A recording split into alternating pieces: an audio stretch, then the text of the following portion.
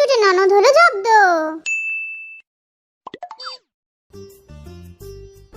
বাবা, সকাল সকাল সেজে গুজে রেডি হয়ে কোথায় যাচ্ছো? একটা কাজ আছে গো, একটু বেরোচ্ছি তাই। ও, তা কাজ আছে সেইটা কি তুমি মাকে আর দাদাকে বলেছো নাকি আমি বলে দেবো?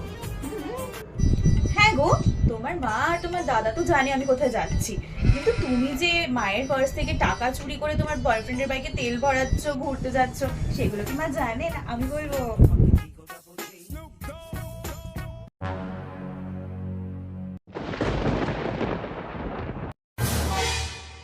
দুপুরে রান্নাটাতে আজকে কি করেছো? কেন? ভাত, ডাল, আলু পোস্ত, মাছের ঝাল করেছি তো। আর তোমার নাকি আলু পোস্ত খুব পছন্দের শুনলাম। তুমি জানো না আমার ডায়েট চলছে, আর আমাকে এইসব ধরনের অয়েলি খাবার আমার খাওয়া একদম চলবে না।